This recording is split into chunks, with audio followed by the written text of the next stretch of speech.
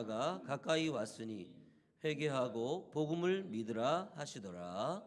아멘.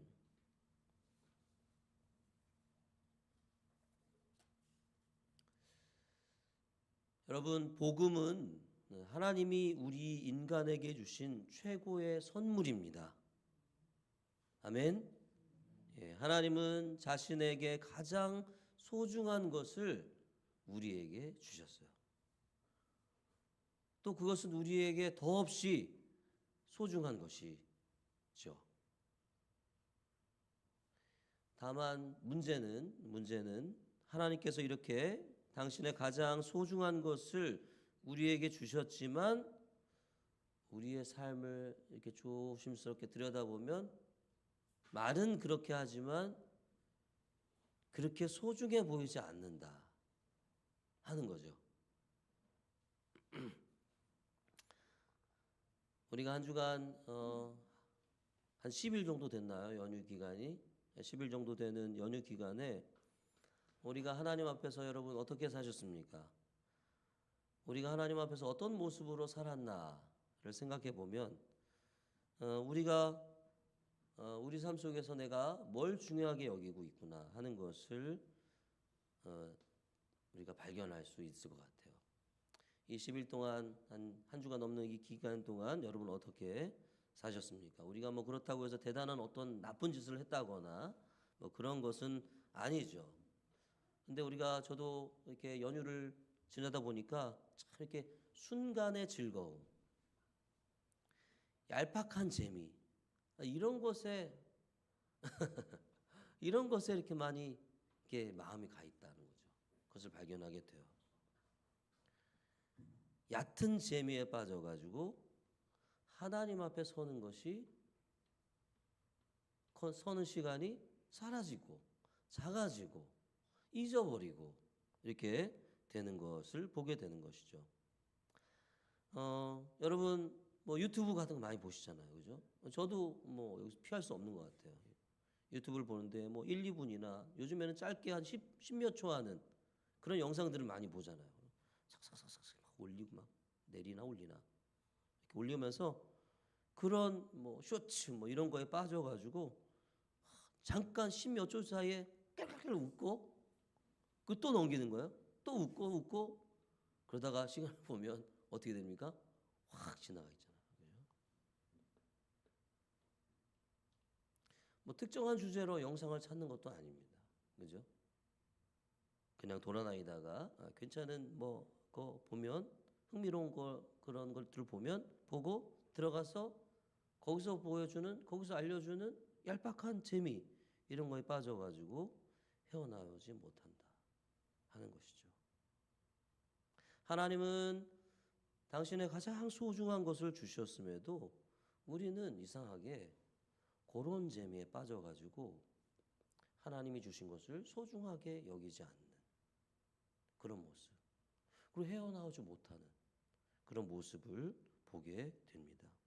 오히려 어떨 때 보면 그 소중한 것을 거절하는 것과 같은 그런 모습에 하나님은 참 그 마음이 어떠실까 생각해 보면 참 이러면 안 되겠다 하는 생각이 드는 거죠. 그러나 여러분 그럼에도 불구하고 복음이라고 하는 것 이것은 하나님이 우리 인간에게 주신 최고의 선물임을 믿습니다. 우리는 늘 다른 거에 빠져가지고 그것을 소중히 여기고 그것을 붙들고 있고 주님께서 주신 것을 쳐다보지 않지만 그럼에도 불구하고 주님께서 우리에게 주신 그 복음은 이 세상 그 어떤 것보다도 소중하고 아름다운 것이고 귀중한 것임을 믿습니다. 하나님은 당신에게나 또 우리에게나 가장 소중한 것을 우리를 위해서 주셨죠. 그게 바로 복음이죠. 그래서 오늘 이 복음에 대해서 잠시 살펴보려고 합니다. 때가 찼고 하나님의 나라가 가까이 왔으니 회개해라. 그리고 뭡니까? 그리고 이제 마지막 복음을 믿어라. 그죠? 우리 본문 말씀 다시 한번 읽어봅시다. 시작. 이르시되 때가 찼고 하나님의 나라가 가까이 왔으니 회개하고 복음을 믿으라. 이제 마지막에 왔어요. 복음을 믿어라. 복음은 무엇일까? 오늘 마가복음은 이렇게 시작합니다. 마가복음 1장 1절이죠. 하나님의 아들 예수 그리스도의 복음의 시작이라. 마가복음은 복음을 시작하면서 소개하면서 시작하고 복음을 설명하면서 전체가 흘러갑니다. 마가복음 1장 14절 15절 우리 본문 있는 그 복음을 보면 복음이 연속해서 나와요. 14절도 보면 요한이 잡힌 후 예수께서 갈릴리에 오셔서 하나님의 복음을 전파하여 이르시되 때가 찼고 하나님의 나라가 가까이 왔으니 회개하고 복음을 믿으라. 복음이 두 번 나오잖아요. 그죠? 복음. 그러나 연속해서 이렇게 복음이 나오기는 하는데 마가복음 전체에서 복음은 뭐다라고 설명해 주지는 않습니다. 단지 오늘 1장 1절에서 예수 그리스도의 복음의 시작이다라고 선언한 뒤로 복음이 언급될 뿐이고 그것은 이 마가복음 전체가 그리스도이신 예수께서 가져오신 복음을 설명하고 있기 때문에 그래요. 그러니까 마가복음 전체를 잘 읽어봐야 복음이 뭐구나라는 것을 알게 된다는 것이죠. 여러분 예수 그리스도라고 할 때 그리스도는 메시아, 여러분 메시아라는 말 들어보셨죠? 그죠? 메시아. 메시아는 뭡니까? 그리스도예요. 메시아는 그리스도예요. 그리스도라는 말이 예수를 지칭하는 말이 아니라 메시아라는 말을 히브리어를 헬라어로 바꾼 것이 그리스도란 말이죠. 네, 제가 지금 말씀드리는 것은 번역한 말. 히브리어 메시아를 번역하니 헬라어로 번역하니 그리스도다. 같은 말이죠. 그러니까. 근데 여러분 흥미로운 것은 이 메시아라는 말을 쓰면 같은 말입니다. 예수 그리스도, 예수 메시아 같은 말이에요.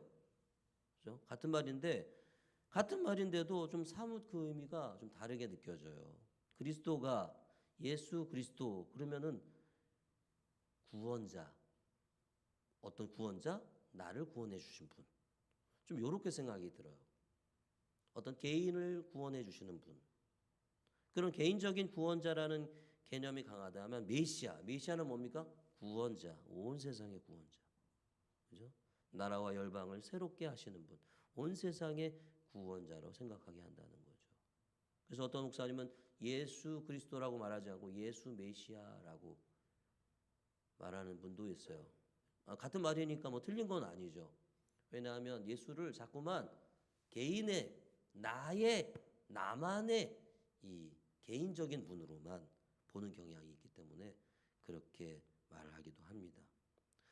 어쨌든 이 예수 메시아라는 말로 보면 마가복음 1장 1장으로 어떻게 되는 거예요? 메시아이신 예수께서 가져오신 복음의 시작이 되는 거죠. 맞습니까? 예수 그리스도의 하나님의 아들 예수 메시아의 복음의 시작이다. 이렇게 말해도 되는 거죠. 그죠? 그리고 14절에 보면은 이것을 하나님의 복음이라고 합니다. 하나님의 복음. 그래서 하나님이 우리에게 주신 복음이다. 이 복음은 그 근원이 하나님께 있는 복음이다라고 설명합니다. 그래서 마가복음은 이 메시아 예수의 가르침과 그분의 사역 그리고 그분의 삶과 죽음 그리고 마지막에 뭐로 끝나요? 부활. 마가복음 16장에 보면 예수님의 부활로 끝이 나잖아요. 그죠? 그것을 통해서 이 복음에 대해서 설명해 주는 거죠. 그러나 결국 예수께서 가져오신 하나님의 복음은 뭡니까? 오늘 15절에 말한 것처럼 하나님의 나라가 가까이 왔다 하는 거예요. 하나님의 나라에 대한 이야기. 우리 같은 평범한 사람이 감히 꿈꿀 수 없는 하나님 나라에 어떻게 들어가고 환영받는지 이 시대 속에 사는 우리가 어떻게 이미 임한 하나님 나라의 백성으로 살며 하나님의 다스림을 드러낼 수 있는지 알려주는 이야기가 바로 복음이다. 마가복음이 그렇게 설명해 주고 있죠. 여러분 복음을 흔히 기쁜 소식이라고 번역합니다. 그죠? 복음 기쁜 소식. 그렇게 번역하는데 사실 복음이 이 모든 사람에게 기쁜 소식은 아닙니다. 그죠? 이해되십니까? 그죠? 모든 사람에게 기쁜 소식은 아니에요. 그러니까 기쁜 소식이라고 번역하니까 이 소식이 무조건 사람을 기쁘게 해준다는 생각, 그리고 나를 기쁘게 해준다는 그런 생각을 갖게 하기도 하는데, 때가 찼고 하나님 나라가 도래했다는 이 소식은 어떤 사람에게는 기쁜 소식일지 몰라도 어떤 사람에게는 기쁜 소식이 아닐 수가 있는 거죠. 여러분, 우리가 이제 대통령이 바뀐 지 이제 얼마 됐습니까? 그렇게 오래되지는 않았잖아요. 대통령이 바뀐다는 게 어떤 사람에게는 좋은 소식이지만 어떤 사람에게는 좋은 소식이 아닌 거잖아요. 그죠? 그리고 똑같아요. 왜냐하면 대통령이 바뀐다는 건 뭐냐면 좀 흐름이 바뀐다는 거잖아요. 시대가 바뀐다는 거잖아요. 그러니까 이 시대에서 유익을 받던 사람에게는 새로운 대통령이 되는 게 좋은 게 아니에요. 그러나 이 시대에 어려움을 당했던 사람에게 새로운 대통령, 자기가 특별히 원하는 대통령이 된다는 것은 기쁜 소식이에요. 그렇죠? 보세요. 때가 찼고 하나님 나라가 가까이 왔다. 하나님 나라가 왔어. 이게 무슨 얘기라고 했어요? 새로운 세상이 왔다는 거예요. 이 세상에 하나님 없이 살면서 하나님을 거부하는 세상, 하나님을 만날 수 없는 세상, 하나님과 소통할 수 없는 세상에서 하나님을 만날 수 있는 세상이 됐다는 것이 모두에게 좋은 소식은 아닌 거죠.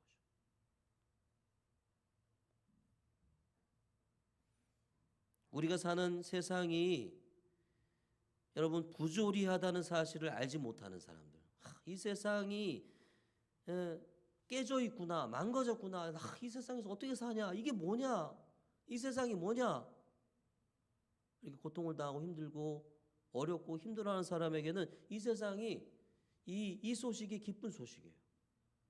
하나님 오셨어. 하나님 나라가 왔어. 그러나 이 세상을 소망하고 나 그래요. 나 이 세상에서 열심히 살면 나 행복해질 수 있어. 이 세상에 소망을 두고 이 세상을 바라보면서 이 세상에서 성공을 추구하며 살아가는 이런 사람들에게는 예수가 하나님 나라가 도래했다는 사실이 별 의미가 없는 거예요. 뭐 그게 뭔데? 그러나 우리가 사는 세상이 얼마나 부조리하고 얼마나 깨져 있으며 얼마나 망가져 있는지를 우리가 분명히 봐야 됩니다. 개인적인 삶의 깨짐, 망가짐뿐만 아니라 이 세상에 깨지고 망가진 것들. 여러분 남한 그러니까 이제 북한이 나올 거잖아요, 그죠? 남한에서 남아돌아 버려지는 음식물 쓰레기 양이 북한 전체 사람을 먹여 살리고도 남는 양이라고 합니다. 월드컵이나 올림픽 이런 것 같은 큰 스포츠 이벤트가 열릴 때마다 그것을 위해서 개발을 하잖아요. 그럼 그 지역에 있는 빈곤층은 다 또 쫓겨나가는 거예요. 약자들이 죽어나가도 강자들은 물질과 풍요를 독식하는 세상이죠. 그래서 요즘에 미국을 보니까 독식하려고 하잖아요, 자기가. 안 봐줘요. 그 나라가 망하든지 말든지 상관없는 거야. 내 나라만 잘 되면 돼. 이런 거잖아요. 여러분 결국 하나님이 이런 세상에서 개입하실 수밖에 없었던 거예요. 개입할 수밖에 없는 거예요. 하나님을 떠난 세상은 이 모양으로 역사가 지속되기 때문에 아무리 세상이 변한 것 같고 발전한 것 같고 진보한 것 같아도 그 속에 도저히 회복할 수 없는 깨짐과 망가짐이 있기 때문에 그런 세상을 하나님이 버려두실 수 없었기에 예수께서 이 땅에 오신 것이죠. 그래서 하나님 나라에 대한 예수의 선포가 없었다면 우리는 그냥 새로운 세상, 이제 세상이 없으니까 우리가 갈 세상이 없잖아요. 그죠? 세상이 없으니까 그냥 세상을 쫓아서 살아갈 수밖에 없는 거죠. 새로운 세상이 오지 않았다면 우리는 그냥 소망 없이 이 세상에서 사는 거예요. 깨진 세상 속에서. 그러니까 세상을 따라 산다는 것은 뭡니까? 내 이웃, 내 동료가 죽어나가도 내 책임이 아니다. 나는 뭐 운이 좋아서 행복하게 살 수 있으니까 좀 다행이다. 경제적으로 조금 내가 어렵긴 하지만 나는 그래도 먹고 살 수 있으니까 남까지 뭐 신경 쓰고 싶지는 않다. 이렇게 편하게 생각해 버리는 거죠. 나는 그냥 괜찮으니까. 사랑하는 여러분, 하나님 나라의 복음은 좋은 소식입니다. 깨진 세상을 보면서 안타까워하고 있는 사람에게, 그리고 그 깨진 세상에서 희생자가 된 사람에게 복음은 정말로 기쁜 소식입니다. 그러나 여러분, 세상 논리에 따라서 성공하기 원하고 자기 혼자 잘 살기 원하고 이웃과 세상에 무관심한 자들에게 복음은 좋은 소식이 아닙니다.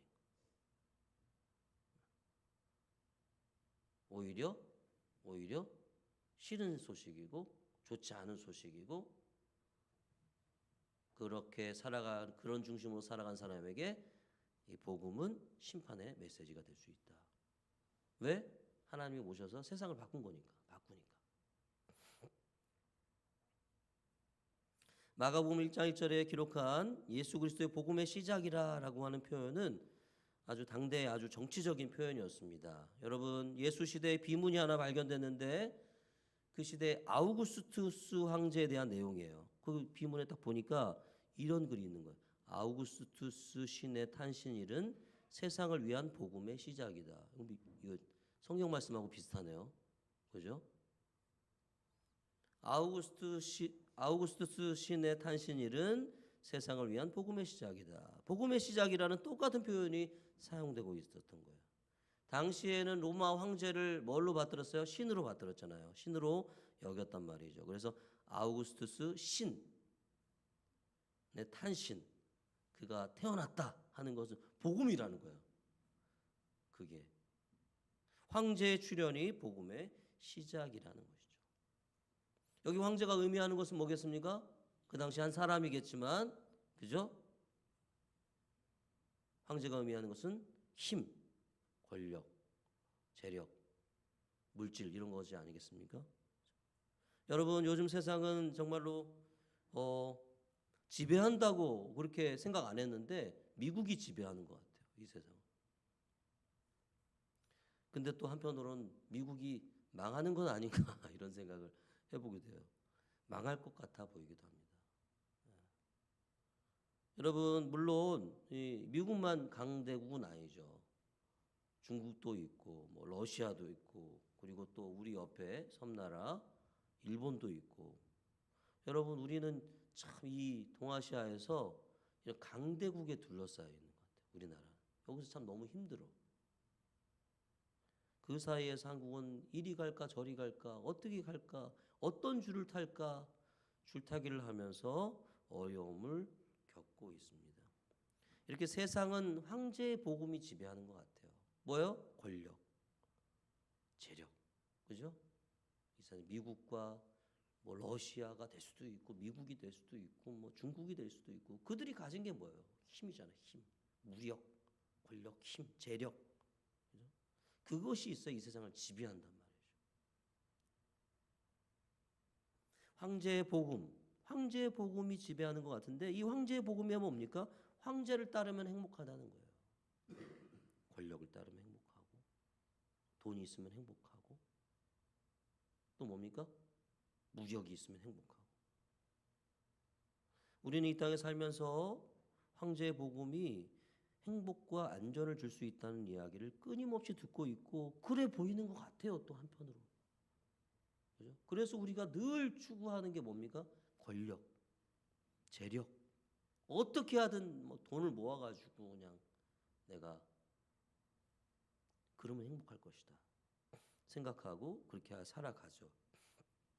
그러나 그렇게 황제의 복음이 끊임없이 들려오는 이 세상에 예수의 복음이 왔단 말이에요. 선포됐단 말이에요. 아우구스투스 신의 탄신일은 세상을 위한 복음의 시작이다. 황제의 복음, 지배하는 세상에 황제의 복음이 난무하고 지배하고 선포되어 있고, 그것을 따라가고 그 복음을 따라가는 세상에 뭐가 선포된 거예요? 예수의 복음이 선포된 거죠. 예수께서 복음을 가져오셨고, 이제 예수는 황제의 복음이 아닌 나의 복음을 따라라, 그렇게 우리에게 말씀하고 계시는 거죠. 이 시대의 어떤 야망, 자기의 비전, 자기의 어떤 욕심, 탐욕 이런 것을 따르지 않고 하나님 나라의 비전을 따르도록 우리를 부르고 계신 거예요. 그래서 그리스도가 복음이다라고 말할 수 있습니다. 마가복음은 복음이 뭔지를 설명하지 않지만 복음은 그리스도인 거예요. 복음은 예수인 거예요. 그래서 마가복음 8장 35절에 보면 나와 복음을 위하여 이런 말씀이 있어요. 나와 복음을 위하여. 그래서 나와 복음을 동격에 놓고 있어요. 내가 곧 복음이다 이런 말이에요.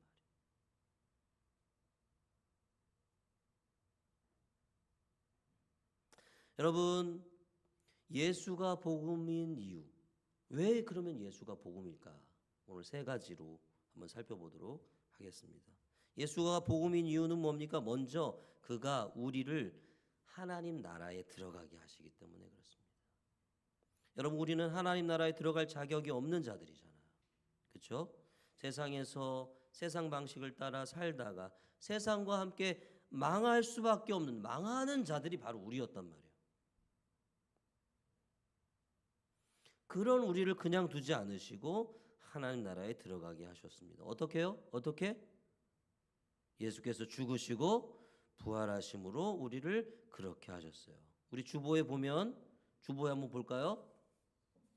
오늘 말씀 본문 말씀 적혀져 있는데 제가 또 다른 색깔로 몇 가지 성경 말씀을 옮겨놨습니다. 마가복음 10장 45절 한번 읽어보겠습니다. 시작. 인자가 온 것은 섬김을 받으려 함이 아니라 도리어 섬기려 하고 자기 목숨을 많은 사람의 대속물로 주려 함이니라. 제자들은 메시아의 죽음을 상상할 수도 없었고 그 말을 믿지 않았어요. 예수님이 나 죽는다 계속 제자들에게 말씀하시잖아요. 그죠? 근데 제자들은 믿지 않았어요. 그들은 예수님께서 순환을 예고하셨음에도 뭐를 달라고 했는지 아세요? 예수님의 좌우편에 서게 해주십시오. 권력과 명예, 영향력 있는 자리, 힘 있는 자리, 인기 있는 자리, 드러나는 자리 이런 것들을 달라고 요청했단 말이에요. 예수님은 죽음을 준비하고 예루살렘으로 가지만 제자들은 거기에는 전혀 관심이 없어요. 예수님께서 이런 제자들에게 예루살렘에 올라가시기 전에 마지막으로 하신 말씀이 바로 이 말씀이에요. 내가 온 것은 섬김을 받으려 함이 아니라 섬기려 하고 내 목숨을 많은 사람의 대속물로 주려 함이라. 대속물이 되기 위해서 왔다. 그렇게 했습니다. 여러분, 우리는 어떤 존재입니까? 우리는 세상에 팔려 사는 종과 같은 존재입니다. 많은 사람이 세상의 종입니다. 종이기에 세상을 거스를 수가 없어요. 우리는 이미 예수님을 믿고 하나님의 자녀가 되었음에도 불구하고 거스를 수가 없어요. 거스를 수가 없어요. 폰에서 나올 수가 없고 게임에서 나올 수가 없고 세상의 쾌락과 즐거움에서 빠져나올 수가 없어요. 우리 꼼짝달싹 할 수가 없어요. 내 인생 내 마음대로 안 돼요. 왜? 내 인생에 내가 주인이 아니고 세상이 주인이고 사탄이 주인이기 때문에 주인의 명에 따를 수밖에 없어요. 거스를 수가 없어요. 그런데 그런 우리를 살리기 위해서 예수께서 우리의 몸값을 지불하셨습니다. 몸값, 대속물이에요. 그게 대속물, 몸값. 여러분, 하나님을 배반한 대가는 돈으로 환산할 수가 없습니다. 1만 달란트 빚진 종의 비유 이런 거 있잖아요. 그죠? 여러분, 1만 달란트 상상할 수 없는 돈이에요. 한 사람이. 그건 뭡니까? 그만큼의 돈을 우리가 빚졌다는 얘기가 아니라 상상할 수 없는 죄, 그것을 도저히 갚을 수 없는 그런 죄를 범했다는 것이죠. 하나님께 반역한 죄는 돈 몇 푼으로 1만 달란트라고 해도 그만한 돈이 있는 사람도 없겠지만 그러한 돈이라도 그런 돈으로도 갚을 수 있는 것이 아닙니다. 그래서 하나님도 이것을 아셨어요. 그래서 어떻게 하신 거예요? 자신의 생명, 그 아들 예수 그리스도의 생명을 주신 것이죠. 우리를 살리기 위해서 십자가에서 예수님 뭐라고 말씀하셨습니까? 엘리 엘리 라마 사박다니 그걸 외치셨잖아요. 아버지 어찌해서 저를 버리십니까? 그 아들의 외침을 어떻게 하셨지? 하나님이 외면하셨어요. 왜? 우리를 살리기 위해서.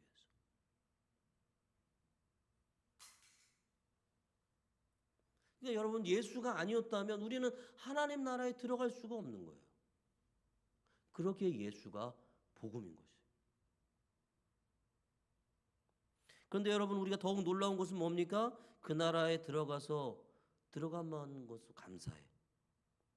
그리고 그 나라의 종으로 살아가는 것만으로도 감사한데 우리를 뭐 삼아 주셨어요?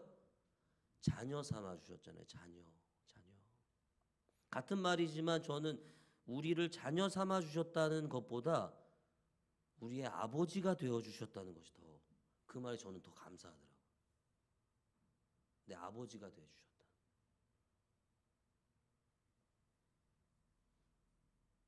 여러분 이게 기독교예요. 이것이 기독교예요. 그래서 예수가 우리에게 복음인 것이죠. 그래서 우리는 예수를 사랑하는 것입니다. 여전히 부족하지만 주를 위해서 내 인생을 드리겠습니다. 그러니까 우리가 많이 얘기했지만 그러지 못하잖아요. 그럼에도 부족하지만 그럼에도 주님을 위해서 살겠습니다. 또다시 고백할 수 있는 이유는 뭡니까? 예수가 우리의 복음이기 때문에. 예수 때문에 우리가 그 나라에 들어갈 수 있었기 때문에.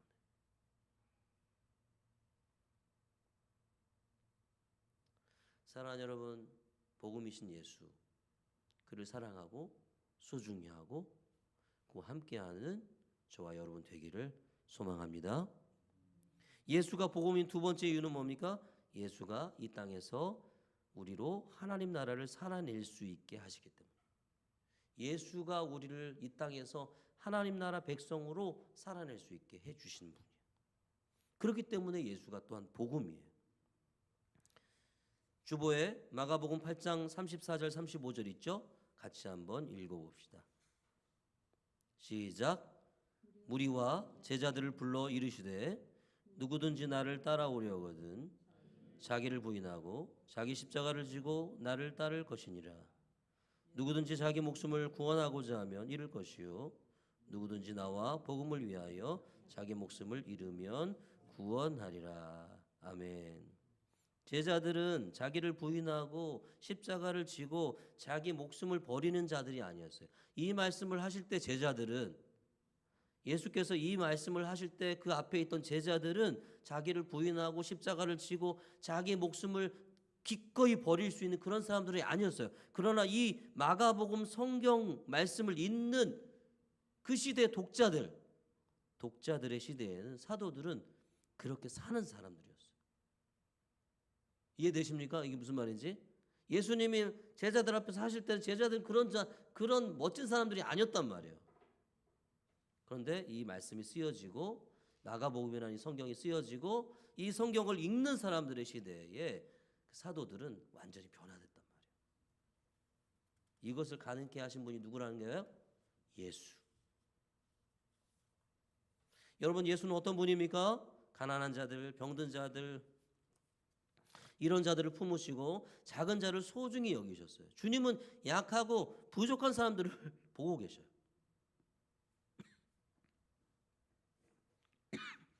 그 높은 보좌에 앉아 계셔야 할 하나님이 누추한 사람의 몸을 입고 오셨다는 것도 놀라운데 그 중에서도 가난하고 형편없고 못난 자들, 못난 이들을 만나셨어요. 하나님은 그런 분이에요. 그래서 하나님이 복음이고 감사하고 기쁜 거예요. 그럼 이 세상에 우리 같은 사람들 누가 거들떠 봅니까? 에? 능력도 없고 실력도 없고, 그죠? 이름도 없고, 이름이 없는 것은 아니지. 유명세도 없고. 그러나 하나님은 우리를 보고 계신다.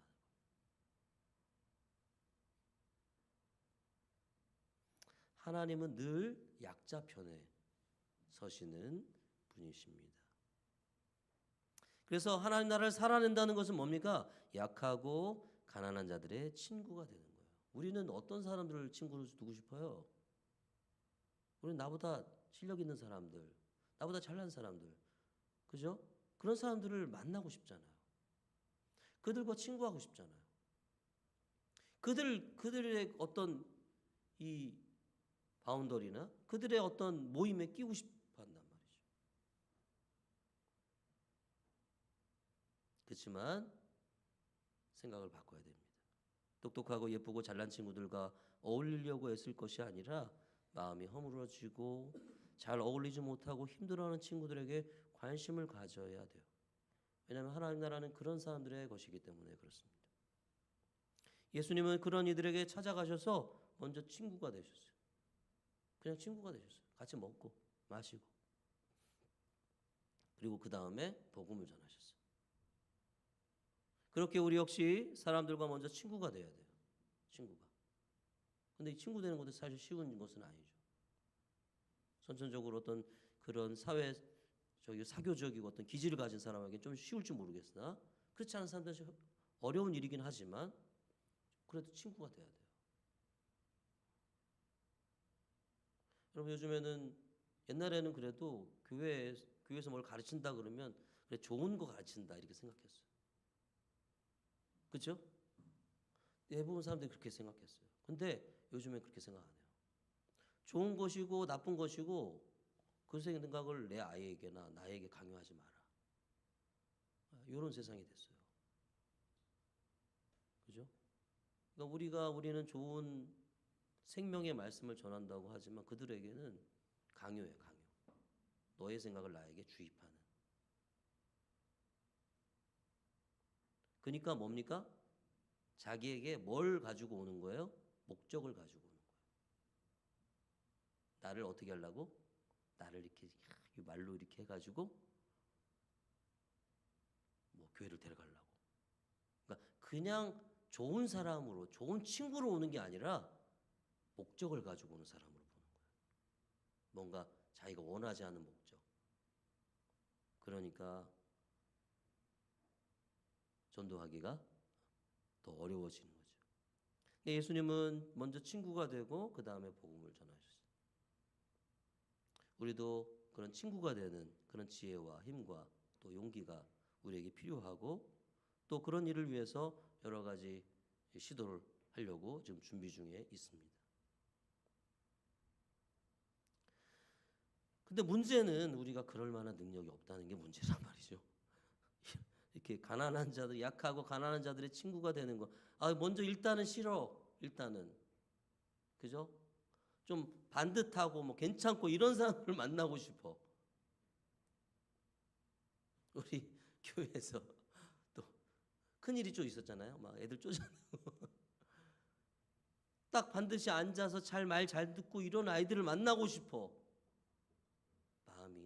이 목사 마음도 온전하지 않아가지고 그러나 그게 아닌 것 같아요. 예수님은 약하고 가난한 자들. 그런 아이들 진짜 뭡니까? 까불고 말 안 듣고 대들고 막무가내고 그런 아이들인 거겠죠.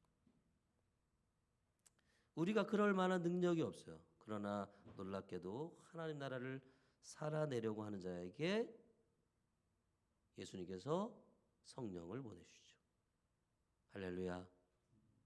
성령께서 우리에게 힘을 주십니다. 우리는 성령의 힘으로 하는 사람들이에요. 우리는 성령의 힘으로 살아가는 자들이에요. 우리의 삶과 사역의 동력은 뭡니까? 성령입니다. 내 힘과 내 능력이 아니에요.